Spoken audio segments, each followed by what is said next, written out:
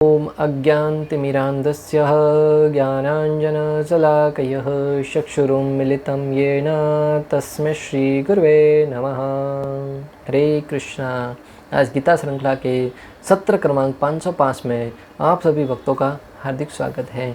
आज हम श्रीमद् भगवद गीता के 15वें अध्याय के जो कि है पुरुषोत्तम योग श्लोक क्रमांक 16 का अध्ययन करेंगे। आइए, श्लोक इस प्रकार है।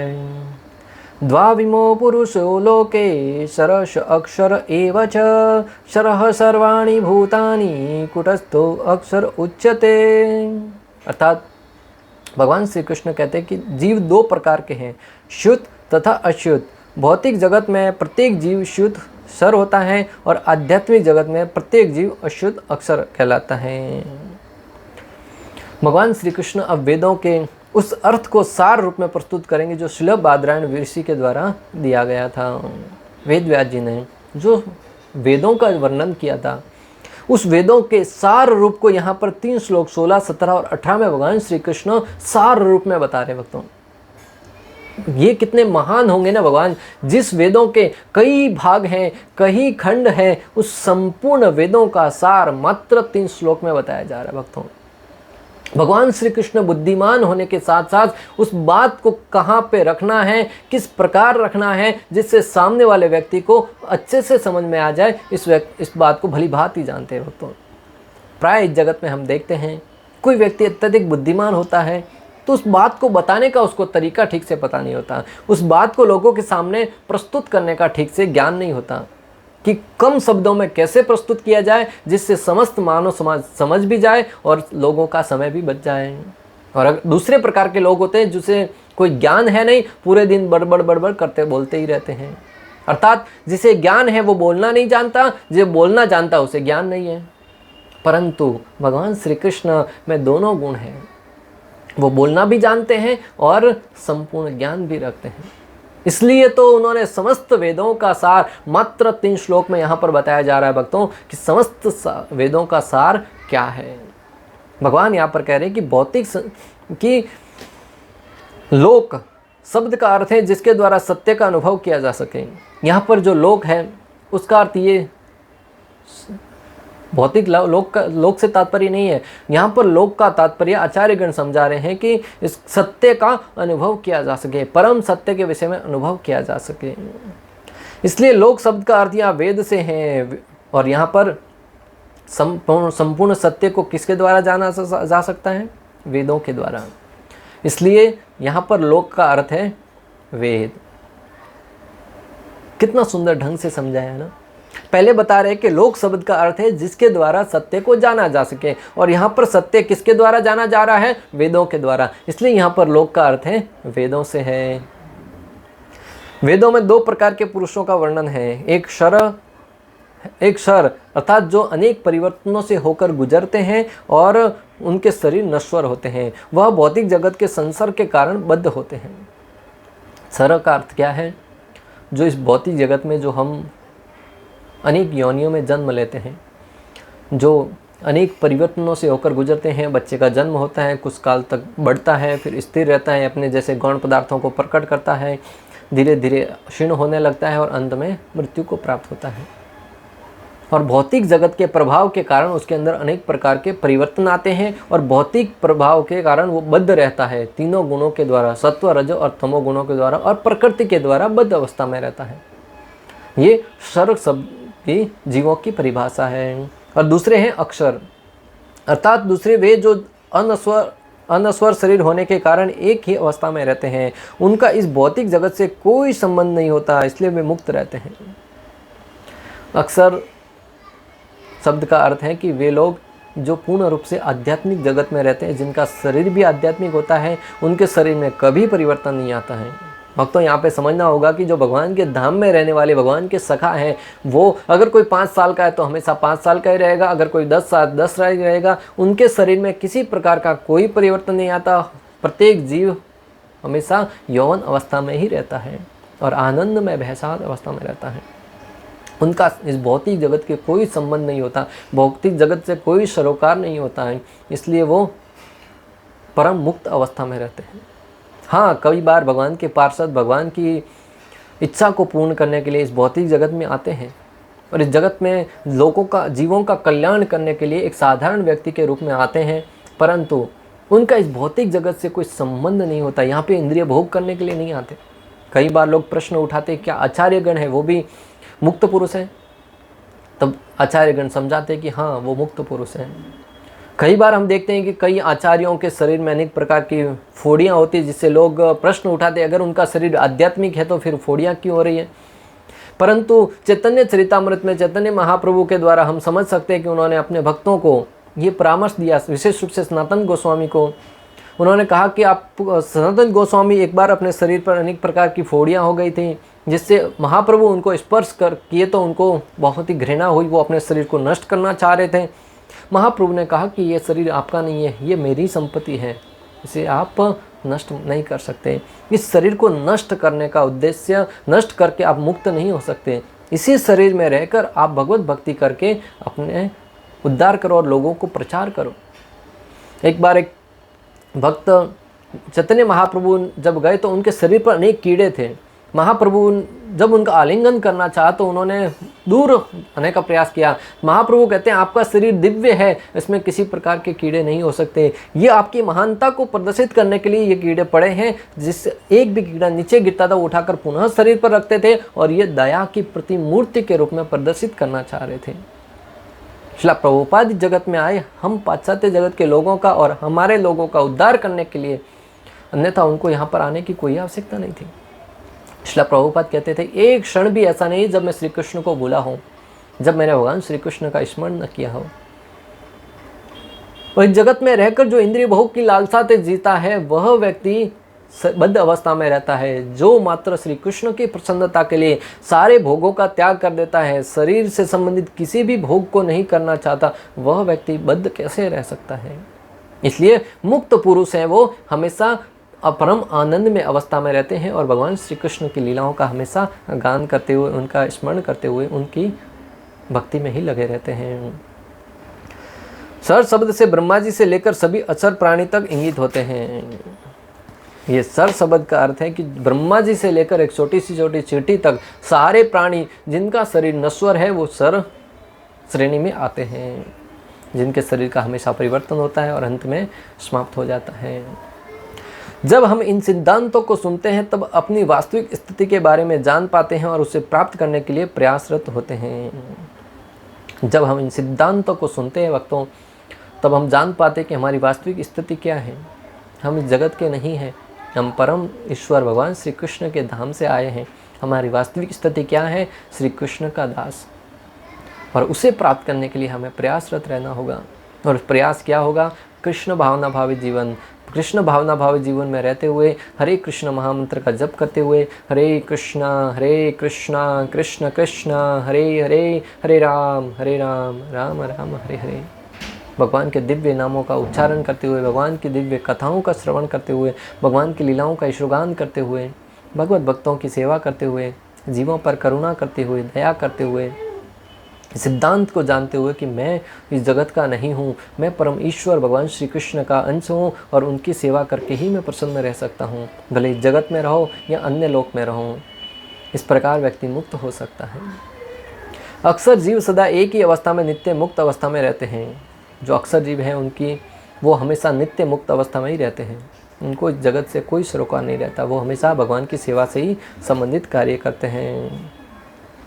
जब मनुष्य अपने हृदय में भगवान के शरण कमलों को जीवन के एकमात्र लक्ष्य के रूप में स्थित करके भगवान की भक्ति में गंभीरतापूर्वक संलग्न होता है तो वह अपने हृदय के भीतर स्थित उन असंख्य अशुद्ध इच्छाओं को विनष्ट कर सकता है। भक्तों, हम प्राय अगर हमारे हृदय के अंदर झांक कर देखेंगे तो पाएंगे कि हृदय के अंदर अनेक प्रकार के भौतिक इच्छाएं भरी पड़ी हैं। काम, क्रोध, लोभ, मोह, मद, मत्सर्य, अहंकार, ईर्ष्या, द्वेष, अनेक प्रकार के अनर्थ भरे पड़े हैं। और कई बार हम विचार करते हैं कि उन अनर्थों से पार कैसे पाया जाए, उन अनर्थों से मुक्त कैसे हुआ जाए। जब भी किसी को देखते हैं उसके अंदर गलतियां ढूंढने की प्रवृत्ति ही हमारे सामने आती है। शुद्ध अवस्था तक कैसे ऊपर उठे, तब शास्त्र हमें परामर्श देते हैं। श्रीमद् भागवतम में वर्णन आता है कि हमें, जब हम भगवान श्री कृष्ण के दिव्य नामों का जप करते हैं, भगवान श्री कृष्ण के दिव्य कथाओं का श्रवण करते हैं, तब हम गंभीरतापूर्वक जब हृदय के भीतर उन असंख्य अशुद्ध इच्छाओं को विनष्ट कर सकते हैं, तब हमारे हृदय में जितनी अनेक प्रकार की इच्छा है उनको नष्ट करने में सफल हो सकते हैं।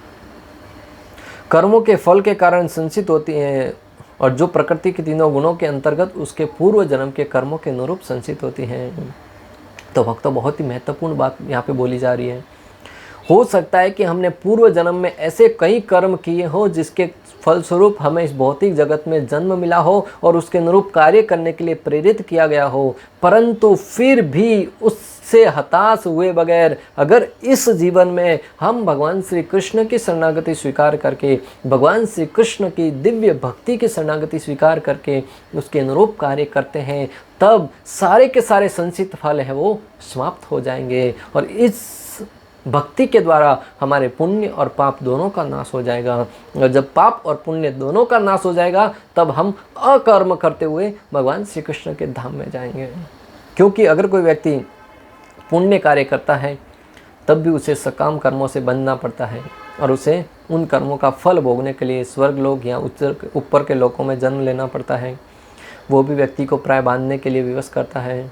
और अगर बुरे कर्म करेंगे तो वो भी हमें पाप योनि में धकेलते हैं और वो भी हमें अधम योनि में जन्म लेने के लिए विवश करते हैं और उसे भोगने के लिए विवश करते हैं। इसलिए जो भक्त है वो अकर्म करता है, अर्थात भगवान श्री कृष्ण से सेवा से संबंधित ही कार्य करता है, भगवान श्री कृष्ण की प्रसन्नता के लिए ही कार्य करता है।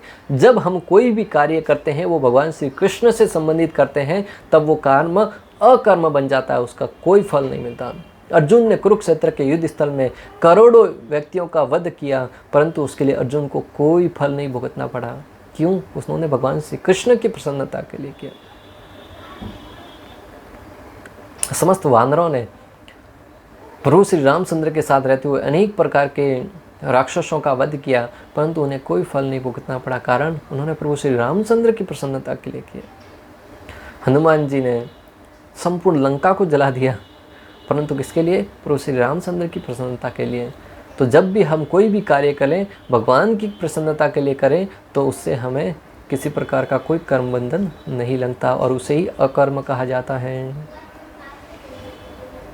इस तरह वह प्रत्यक्ष अनुभव द्वारा आध्यात्मिक ज्ञान में निष्णात हो जाता है, जिस तरह की सामान्य अस्वस्थ दृष्टि द्वारा सूर्य प्रकाश का प्रत्यक्ष अनुभव किया जा सकता है। इस प्रकार जब हम निरंतर दिव्य नामों का जप करेंगे तो भगवान की वास्तविक स्थिति को अनुभव कर पाएंगे और उसमें स्थित हो पाएंगे। तात्पर्य, जैसा कि पहले बताया जा चुका है, भगवान ने अपने व्यासदेव अवतार में ब्रह्म सूत्र का संकलन किया। भगवान ने यहाँ पर वेदांत सूत्र की विषय वस्तु का सार संक्षेप दिया है। उनका कहना है कि जीव जिनकी संख्या अनंत है दो श्रेणियों में विभाजित किए जा सकते हैं, शुद्ध अक्षर तथा अशुद्ध अक्षर।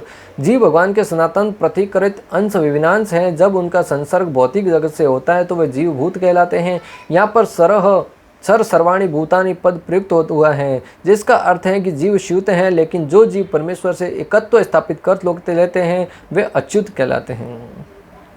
जो जीव भौतिक जगत के प्रभाव से, इस प्रकृति के प्रभाव में रहते हैं वो क्षर कहलाते हैं, और जो जीव इस प्रकृति से मुक्त होकर भगवान के साथ अपना संबंध स्थापित कर लेते हैं वो अक्षर अर्थात अच्युत कहलाते हैं, वो मुक्त पुरुष में आ जाते हैं। एकत्व का अर्थ यह नहीं है कि उनकी अपनी निजी सत्ता नहीं है, बल्कि यह है कि दोनों में भिन्नता नहीं है। एकत्व का अर्थ भगवान से मिल जाने का अर्थ ये नहीं कि उसकी अपनी वास्तविक सत्ता या अपना पृथक सत्ता है वो समाप्त हो जाती है, भगवान में विलय हो जाता है, ऐसा नहीं है। उसका अर्थ है कि वो भौतिक कलमश से मुक्त होकर भगवान के जैसे दिव्य गुण प्राप्त करता है और भगवान सा आनंद भोग करता हुआ भगवान की सेवा में हमेशा लगा रहता है। बल्कि यह है कि दोनों भिन्नता नहीं है, वे सब सृजन के प्रयोजन को मानते हैं। निसंदेह आध्यात्मिक जगत में सृजन जैसी कोई वस्तु नहीं है, लेकिन चूंकि जैसा कि वेदांत सूत्र में कहा गया है कि भगवान समस्त उद्भूतों के स्रोत हैं, अतएव यहाँ पर इस विचारधारा की व्याख्या की गई है। भगवान श्री कृष्ण के कथनानुसार जीवों की दो श्रेणियां हैं, वेदों में इसके प्रमाण मिलते हैं, अतएव इसमें संदेह करने का प्रश्न ही नहीं उठता। भगवान श्री कृष्ण के कथनानुसार जीवों की दो श्रेणियां हैं और वेदों में भी इसके प्रमाण मिलते हैं, इसलिए इसके ऊपर हमें किसी प्रकार का संशय करने का कोई प्रश्न ही नहीं उठता। इस संसार में संघर्षरत सारे जीव मन तथा 5 इंद्रियों से युक्त शरीर वाले हैं जो परिवर्तनशील हैं। जब तक जीव बद्ध है तब तक उसका शरीर पदार्थ के संसर्ग से बदलता रहता है। सूखी पदार्थ बदलता रहता है, इसलिए जीव बदलते प्रतीत होते हैं। लेकिन आध्यात्मिक जगत में शरीर पदार्थ से नहीं बना होता है, अतः उनमें परिवर्तन नहीं होता है। भौतिक जगत में जीव सह परिवर्तनों से गुजरता है, जन्म, वृद्धि, अस्तित्व, प्रजनन, क्षय तथा विनाश। इस भौतिक जगत में रहते हुए भौतिक जगत के संग से जीव में जो शरीर है हमारा पंच महाभूत से बना हुआ है, इस पदार्थों में परिवर्तन आने के कारण हमें लगता है कि जीव में भी परिवर्तन आ रहा है, परंतु हमारा वास्तविक अस्तित्व आत्मा है, उसमें कोई परिवर्तन नहीं आता। इस भौतिक जगत में इस शरीर से संबंधित होने के कारण हमें लगता है इसमें परिवर्तन आ रहा है, परंतु आध्यात्मिक जगत में जो शरीर है वो भी आध्यात्मिक होता है। वो पंच महाभूत शरीर से नहीं बना होता है, वो दिव्य होता है। जिस प्रकार श्री कृष्ण और श्री कृष्ण के शरीर में कोई अंतर नहीं होता, उसी प्रकार आध्यात्मिक शरीर प्राप्त जीव है, उसका भी जीव शरीर है वो भी आध्यात्मिक होता है और उसमें किसी प्रकार का कोई परिवर्तन नहीं आता है। ये भौतिक शरीर के परिवर्तन है, लेकिन आध्यात्मिक शरीर में जगत में शरीर परिवर्तित नहीं होता है। वहाँ ना जरा है, न जन्म है और न ही मृत्यु है। वहाँ पे न तो जन्म है, न मृत्यु है, न ही बुढ़ापा है। कितनी आनंद में अवस्था है। पहले हम जिसकी व्याख्या कर चुके हैं कि वहाँ पर रहने वाले जीव हमेशा एक ही अवस्था में, एक ही स्थिति में रहते हैं और परम आनंद में अवस्था में रहते हैं। सरह सर्वाणी भूतानी, जो भी जीव आदि जीव ब्रह्मा से लेकर शूद्र शिटी तक भौतिक प्रकृति के संसर्ग में आता है वह अपना शरीर बदलता है। अतः यह सब सर या श्रुत है, किंतु आध्यात्मिक जगत में वे मुक्त जीव सदा एक ही अवस्था में रहते हैं। बहुत ही महत्वपूर्ण दृष्टांत भक्तों, ब्रह्मा जी से लेकर सामान्य सिटी तक सारे जीवों का शरीर परिवर्तित होता है, परंतु भगवान के दिव्य धाम में किसी प्रकार का कोई शरीर परिवर्तित नहीं होता है। वहाँ पर प्रत्येक जीव का शरीर है वो सच्चिदानंद है। वहाँ पर किसी प्रकार का जाति, धर्म, वर्ण, व्यवस्था कोई नहीं है। इस भौतिक जगत के लिए भगवान ने जाति, वर्ण, व्यवस्था ये 4 वर्ण बनाए थे, ब्राह्मण, क्षत्रिय, वैश्य, शूद्र, जिसके आधार पर इसका ठीक से समाज में समानता बनी रहे। ब्राह्मण है वो क्षत्रियों का मार्गदर्शन करेंगे, क्षत्रिय है वो शासन करेंगे, वैश्य है वो धन अर्जित करेंगे जिससे सबका भरण पोषण हो सके, और शूद्र है वो कम विकसित बुद्धि के कारण उन सबकी सेवा करते हुए वो भी प्रसन्न रहेंगे।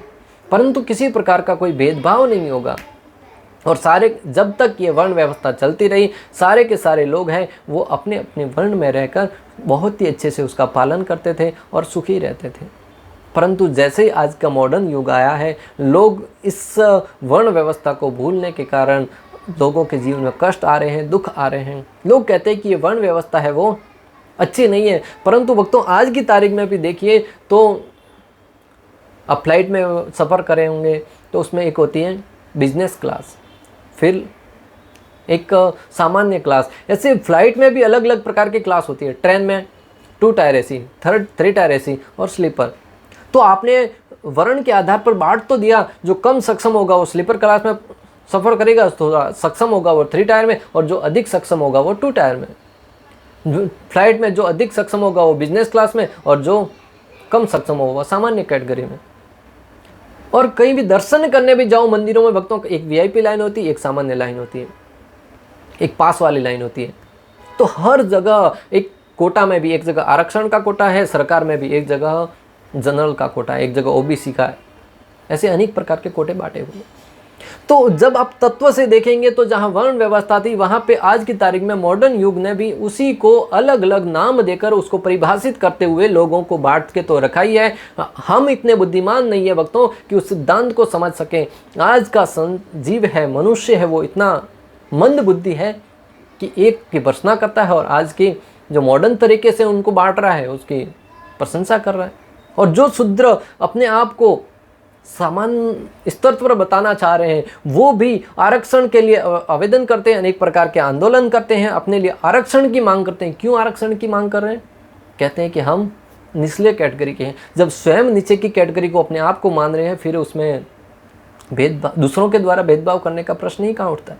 अगर अपने आप को सक्षम मानते हैं, सबके समानांतर मानते हैं, तो आरक्षण कोटा खत्म किया जाए। सबके समानांतर पढ़ाई के आधार पर हो, शिक्षा के क्षेत्र में हो, हर जगह अपनी शैक्षणिक क्षमता के आधार पर ही व्यक्ति को आगे बढ़ने का अवसर प्रदान किया जाना चाहिए। तब समझ में आएगा कि सब लोग अपने आप को सर्व समान स्तर पर मान रहे हैं। एक तरफ तो सरकार ही लोगों को वर्ण अनेक प्रकार की कैटेगरी के आधार पर बांट रही है, और दूसरी तरफ आरक्षण के नाम पर लोग अपने आप को ही निम्न स्तर पर मान रहे हैं, और दूसरी तरफ लोग समाज में समानता की बात करते हैं। कैसे संभव होगा? ये लोगों की मंद बुद्धि का परिचय है भक्तों।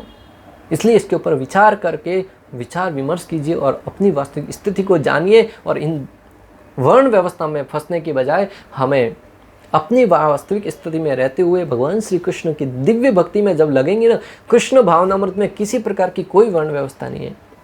प्रत्येक जीव भगवान श्री कृष्ण का नाम जप करते हुए, भगवान श्री कृष्ण की शरणागति स्वीकार करते हुए, भगवान श्री कृष्ण के दिव्य कथाओं का श्रवण करते हुए परम अवस्था में, प्रसन्न अवस्था में रहता है और समानांतर चलता है। किसी व्यक्ति के साथ कोई भेदभाव नहीं किया जाता। किसी व्यक्ति के साथ भले गोरा है, काला है, हिंदू है, मुस्लिम है, सिख है, ईसाई है, भारतीय है, पाश्चात्य जगत का है, अन्य देश का है, कोई भी व्यक्ति क्यों न, किसी के साथ कोई भेदभाव नहीं किया जाता। सबके साथ समानता के साथ व्यवहार किया जाता है। हाँ, योग्यता क्या होनी चाहिए? 4 नियमों का पालन करो, 16 माला जप करो, भगवान श्री कृष्ण का महिमा गान करो, साथ में बैठकर भोजन करेंगे। बड़े से बड़ा अधिकारी भी, बड़े से बड़े पद पर स्थित व्यक्ति भी और सामान्य से सामान्य व्यक्ति भी साथ में बैठकर प्रसाद ग्रहण करते हैं। एक दूसरे को हरे कृष्ण कहकर संबोधित करते हैं, एक दूसरे को प्रभु कहकर संबोधित करते हैं। न तो किसी जाति का नाम लिया जाता, न किसी प्रकार का वर्ण का नाम लिया जाता है। ये है आज के समाज को सुधारने का बहुत ही सुंदर सूत्र भक्तों। इसके आधार पर ही अगर हम चलेंगे तो समाज में एक क्रांति आ जाएगी। समाज में ये जो भेदभाव की स्थिति है वो समाप्त होकर लोग सामान्य स्थिति दिखाकर सबके साथ मिलजुल कर रहने का अवसर प्राप्त कर सकते हैं। इस प्रकार श्लोक क्रमांक 16 का भक्ति वेदांत तात्पर्य पूर्ण हुआ। अंत तक हमारे साथ बने रहने के लिए आप सभी का हृदयपूर्वक, प्रेम पूर्वक बहुत बहुत धन्यवाद। श्रील प्रभुपाद की जय। श्री श्री राधा गोपीनाथ भगवान की जय। श्रीमद् भगवद गीता की जय। हरे कृष्णा कृष्ण कृष्ण हरे हरे, हरे राम राम राम।